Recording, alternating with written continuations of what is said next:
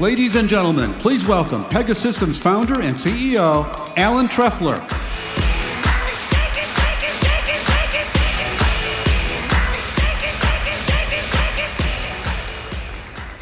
Good morning, Pega.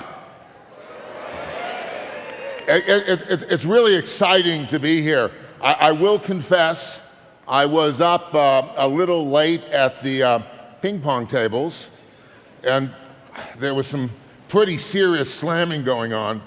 And lo and behold, full frontal face shot, and this happened.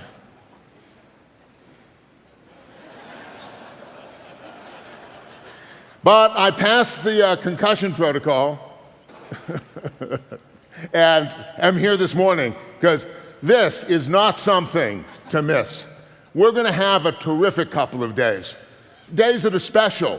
Days that really will bring together not just all Las Vegas has, but much more significantly, all that Pega has.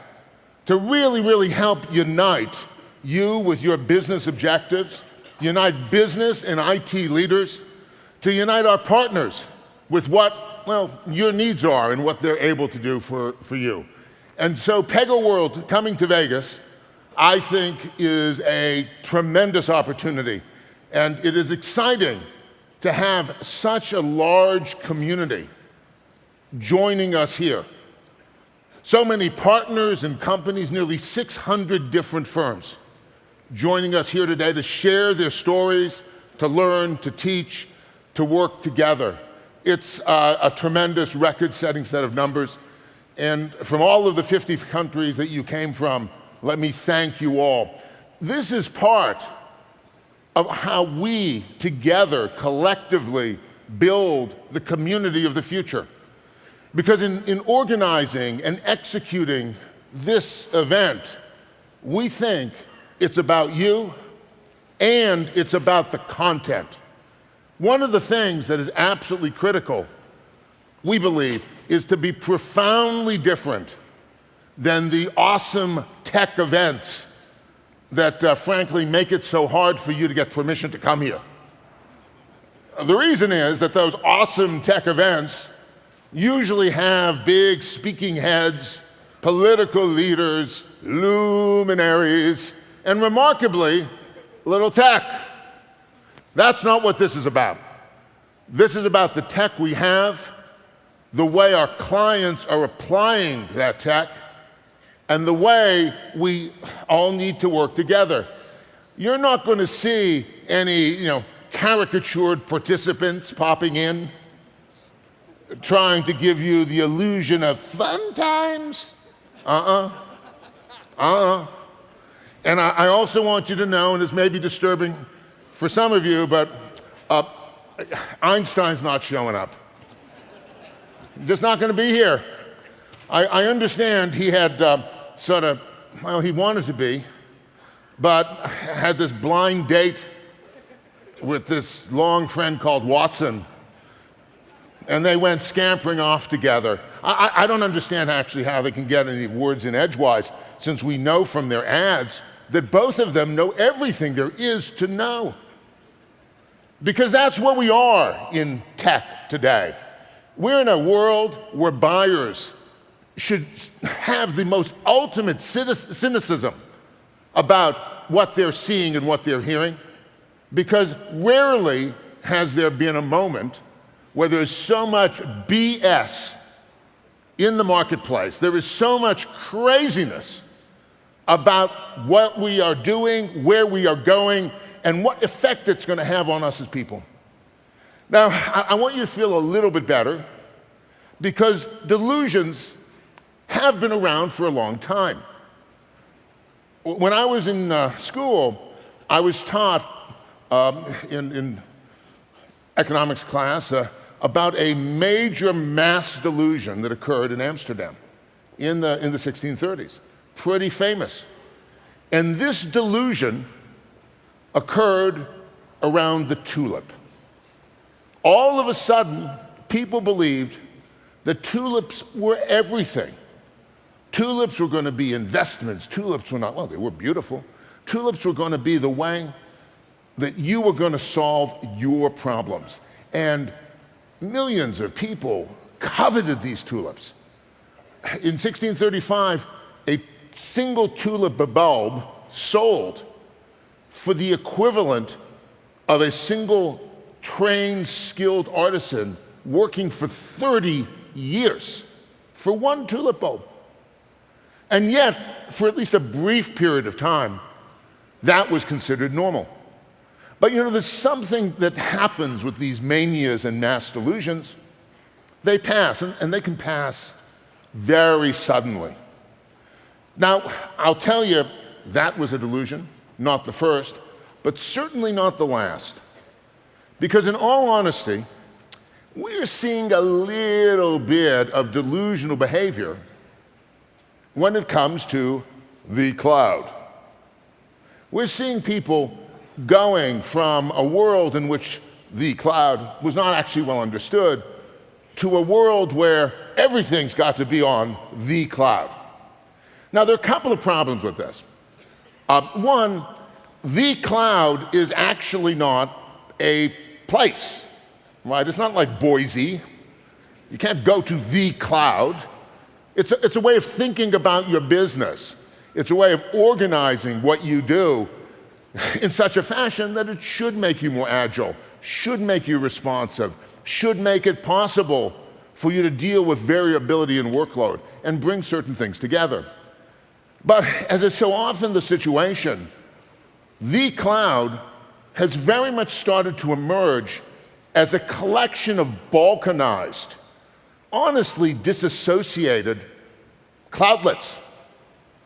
And for a customer to think that by nestling into the cloud, everything they do and see and touch will be automatic and inexpensive and not require integration, there's not a lot of evidence to support that those tulips will grow.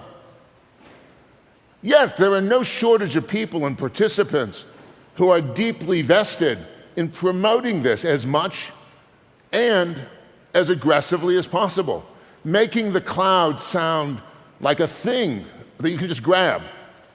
Well, in reality, we've seen this sort of thing before. And we've seen situations where you can kind of tell that a good idea, and don't get me wrong, the cloud is a terrific idea done right. We'll talk about that more in a moment. But that a good idea gets hooked up in too much hype. And then all of a sudden, people realize that the very foundations of those hypesters are built on sand. You know, an interesting example that some of you may still be living with comes from a guy named Tom Siebel. Right, Siebel Systems, you know, they were the dominant player in the late 1990s.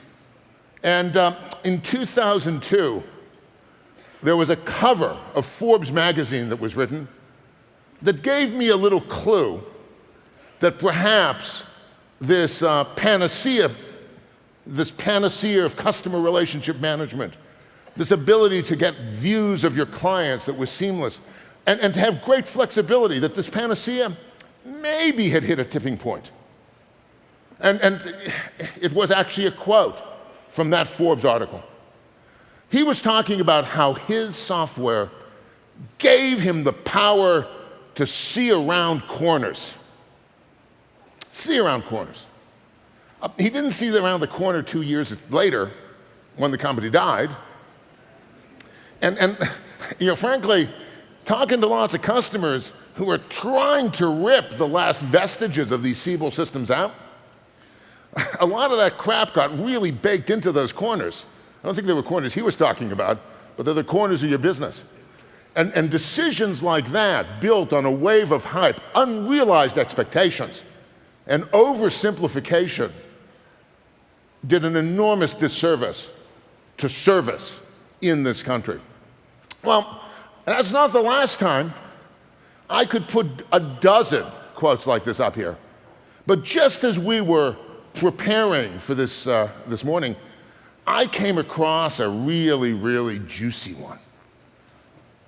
And it was one in which Mark Benioff of Salesforce was describing how he interacted with his management team. And by the way, this is not one soundbite out of context. He goes on and on about how Einstein, his little caricature, is a full-fledged participant in his management team. And every time he decides that things need a new insight, he goes to Einstein, and Einstein tells him what he needs to do. I don't know. I see bullshit all over that page. Thank you. You know, the other thing that's a bit scary about this page is to know a little bit about the DNA of the participants. Because it tells you a lot as a buyer what life is going to look like after the sale is over. And the interesting thing about their DNA is it's painted Oracle red. Not just did they both come from Oracle and have Oracle steeped deep in their cultures, despite efforts to disclaim it, but actually, much as Oracle has become, they became investment banks. They began buying things and painting them and gluing them together and making them sound good, which, frankly, they do really well. But we're here to talk about what it means to do more than just sound good. We're here collectively over the next 2 days to understand what it means to get real, to be able to drive change, drive technology, drive your business agenda in ways that are going to be very special now and into the future. And I'm going to try to give you some very tangible things that we look at when we think about getting real and really delivering for our clients. The first is the idea of real intelligence. You know, intelligence is central to our DNA.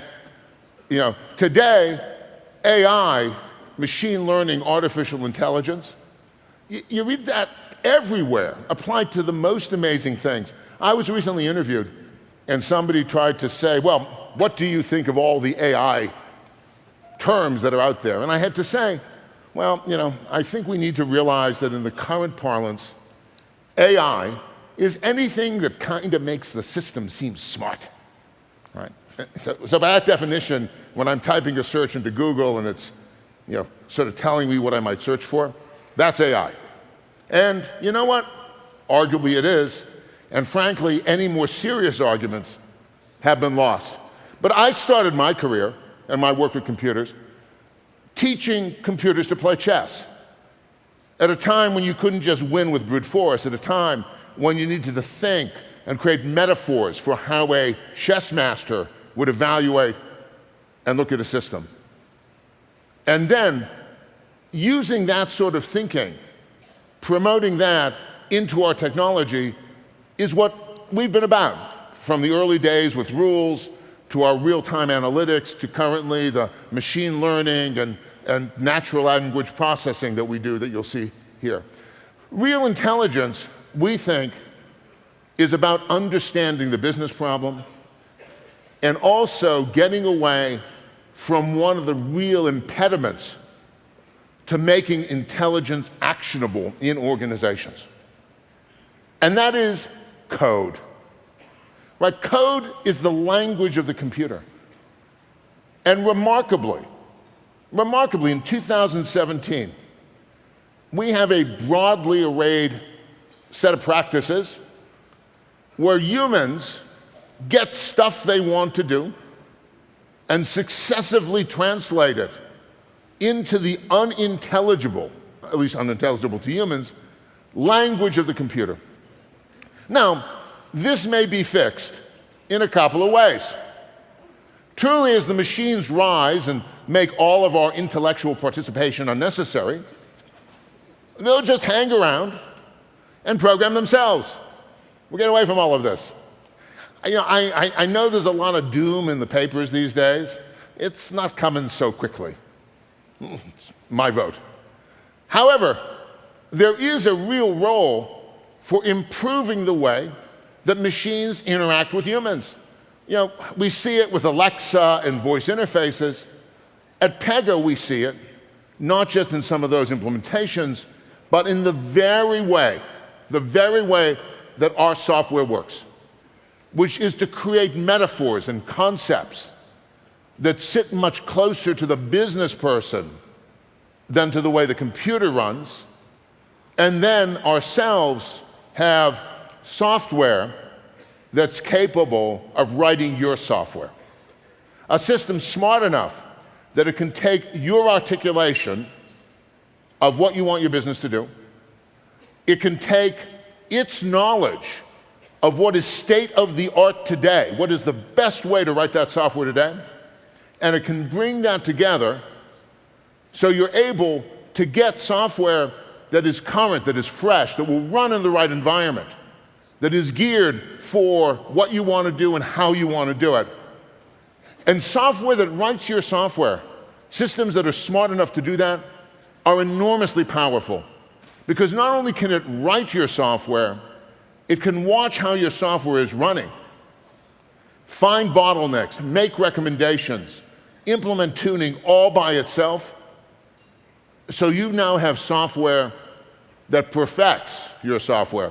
When we started this, people were really worried, can you write systems that could work for really big clients? Now, we started with really big clients, but we had to prove it in the field. Well, today we don't hear that worry ever.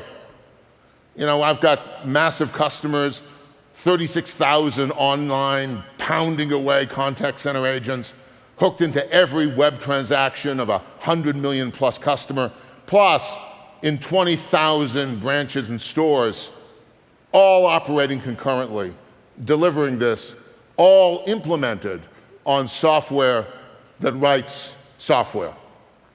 And the outputs you get from this are particularly important to the business problems businesses face today. It gives you next best action. How do you always know what the best thing to do for a customer is? It enables you to think differently about channels, so you don't get caught up working in one channel and forgetting what you're going to do in another channel.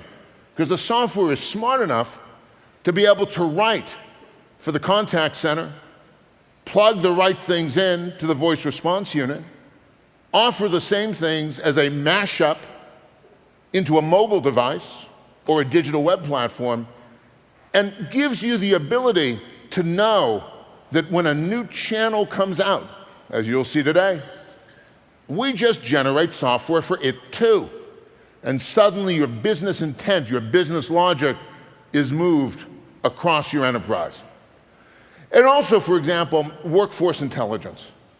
This is where we're able to survey the actual work of 500, 1,000, 10,000 people, observe their behaviors, watch what they're doing, watch what they're cutting and pasting, watch the orders of the screens that they go through, bring it all up to the cloud, strip out all the PII information so it's secure, and then do event correlation and recommendations about exactly what the right way to improve service and increase efficiency are. That's how you bring to our mind real intelligence to this environment. You also want to bring real automation. And there's a lot of talk about automation these days, particularly as it relates to a so-called robotic automation. Well, let's talk about bots for a moment, because we have built into our core process architecture bot capabilities. But we think that most of the way that people are doing this frankly falls into that delusional category. You see, we see people dropping bots all over their enterprises, plopping one here to do one task, another one here to do a second task, third one here to do a third task, disconnected, not organized, dropped in by different constituencies, and not at all linked to an end-to-end experience for a user. Is this the right way? We think these are not the droids you're looking for. Because it becomes a game of Space Invaders. All of a sudden, you got all this stuff going on. no control, no end-to-end, less visibility. And one of these systems changes and stuff breaks at random. And I'll tell you, flyby management can't actually see what's going on here. This approach is game over. So what's the right way to do it? The right way to do this, as is true for so many other things, is to do it in context. And that context should always be about connecting a customer to an objective, to an outcome, to something worthy of achieving. And the life cycle that you go through to drive to that outcome, well, it could be very healthy to drop bots into that. If you're doing something, getting a request, kicking off a process of some type, get to the point where you can't get into that system, having a bot fire up to go into that system, pull out the data, or go into a system and do an update to save people and time, that makes perfect sense. But it only makes sense if there's a control structure that lets you know what's going on. And if from the inception, you design the ability to turn those bots into what they really wanted to be. They really wanted to be services or access to data. No one would build bots if they had all the right connectivity out of the box. And having the bots as an important tool in your toolkit is completely different than organizing yourself around these little disassociated elements and bits. So that's, to us, what real automation is. Let's talk about, our little flyby guy. He doesn't have to worry about that because that end-to-end process itself knows how it's doing and is capable of itself managing it. Now let's talk about choice, because I think one of the most critical elements of any company that is contemplating the application of technology is to ensure that they have the right array of choices. Now, making a technology decision inevitably pushes you in a certain direction, a direction from which you're not going to be able to just easily snap your fingers and disappear from. But some lock you in, and some actually give you a set of choices. Let's use, for example, the cloud. So we love the cloud. And our view of the cloud is our customers should be able to run on Pega Cloud, a fully managed service. They don't have any database administrators. We keep everything running beautifully. They don't have to worry about tuning or anything else. Or they should be able to run it themselves on, say, Amazon Web Services or Microsoft Azure. Or they should be able to create a private cloud and bring it in-house and run it on Pivotal. Or go to a partner like Athos or Accenture and have that partner run it for them. And importantly, go back and forth between them. The reason we can do this and are uniquely qualified to do this is we've got software that writes software. So if somebody wants to pick up and move from a Pega Cloud implementation to bring it into Pivotal in-house or make any of these other choices, we actually create software optimized for those platforms. And you know what? If another platform emerges, we can just give that capability to our clients. And by giving that capability to our clients, we future-proof them. We give them possibilities that aren't even known yet. And this is central to the premise of our software. That when HTML6 and CSS4 comes, you'll be able to take advantage of the state-of-the-art of those capabilities because we will simply generate different code. That's what it's about, to offer true choice to clients. Not A versus B, but A versus what's next. That's central to what we do and what you should look for at the Tech Pavilion. And the final thing I want to talk about is how we see leading organizations think about their enterprise end-to-end. Because in a world where there's such demands on getting things done quickly, in a world in which there's such a premium on both improving the client experience and saving money, this is something that it's easy to get wrong. And by the way, you get this wrong with all the best of intentions. You look at your customers, and in any place you say, well, we're going to need some set of systems to support those clients. That's central to everything that folks do. And then, if you're a simple environment where the person who wants the loan goes into a place where they get the loan system, or the person who wants to get the phone only goes into a place or calls a place where they can pick up the phone system, you can have very simple, direct, one-on-one connections between people and their systems. Interestingly, some of the so-called fintech or insurance tech or reg tech disruptors, this is how they see the world.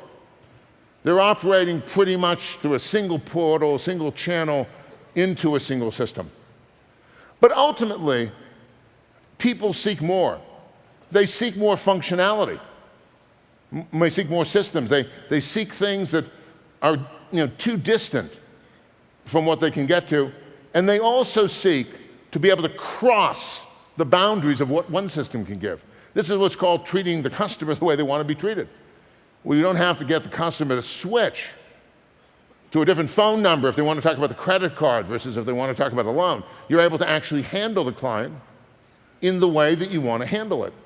But boy, this adds an enormous amount of complexity. Now, some organizations try to fix this complexity by building the systems up to touch the customer. But that's been tried for decades and has never worked, certainly not in clients that have any sort of sophistication. So the other thing that they try, and this causes the picture to get even more complicated, is say, we're going to try to make our channels smarter. We're going to try to make it so that by dropping tablets and cell phones and a digital channel and a contact center rep who's going to be able to learn and intermediate between all the crap in those systems, we're going to make it so the customer is going to be able to get service in a way the customer wants. But this typically just leads to two piles of confusion. Customers that find that they can go on one channel, do something on the web, but when they call the contact center doesn't know anything about what happened, has to start from zero, and sometimes can't even do the same things you could do on the web.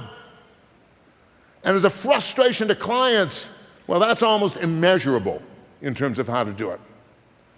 So the way we describe this picture is that going at it customer or channel in is intrinsically broken, and going at it system up is intrinsically broken. The way you need to rethink this, the way you need to make the smart choices about what you want to do, is to think middle out. Now, for those of you who watch Silicon Valley, I know that has a double entendre, but we'll leave it at that. Middle out is the idea that this all gets better if you put a brain in it, a brain that can make decisions, a brain connected to muscles that are able to actually execute the work in the different places, and a brain organized around a situational layer cake so it can reconcile and manage the differences in how data is retrieved and the differences in how the customers are going to be personally interacted with on a channel-by-channel basis. This magic brain, this Pega brain, shall we say, enables you to think differently about the connections and to actually begin to think in terms of customer journeys that hit just the right bits and then go through to the endpoints. It's what makes an organization agile, fluid, smart, and responsive. Now, we know well that these fantasy pictures with nice blue backgrounds that have nothing in them isn't exactly the world most of you live in. One of the best descriptions I've heard of of the technology environments in most of our clients is to refer to them as brown fields. It's like the opposite of green field. Now, these brown fields, they're often treated with disdain, but they represent your customers and your business. And yes, it's true that the people with the green fields can whip out mobile apps at record paces, but they're unlikely to be able to maintain that pace and simplicity as they really try to serve your customers well. We think the key is to be able to go from these brown fields and figure out how can you move them in the direction you want, one journey at a time. How can you mash up between a multi-channel front end into a set of processes, using bots where they make sense, using end-to-end in all cases, and improve key aspects, how an address change gets made, how a new client is onboarded, how you actually handle that next big sale. And then one journey at a time, branching out so that your entire estate can look the way it wants to from a business and from a technology point of view. This, to us, is what CRM and process automation are really about. That, we feel, makes us the real CRM alternative. Why? Well, Gartner recently published a report 2 weeks ago in which it pointed out Pega got the highest scores when it came to applying intelligence. We got, again, the best ability to do the work. And I'm really pleased about this, we were viewed as the most cost-effective. And by the way, Salesforce, Oracle, Microsoft, all of those players were at this party. And yet, we're here with you to become the real CRM alternative. So what does this mean? Well, it means the future is real. It's not a bunch of caricatures. It's not a bunch of marketing. It's things that you can see and touch, and it's things we respect the way that you have helped contribute to us what is important for us to do. With our model-driven approach, with our ability to generate the code, you're future-proof. Some people talk about being cloud native. Well, we're cloud now and future. We're able to adopt the newest standards and the emerging standards as they come, and we are doing it. And that's what makes us collectively future empowered. Have a great conference, and thank you very much.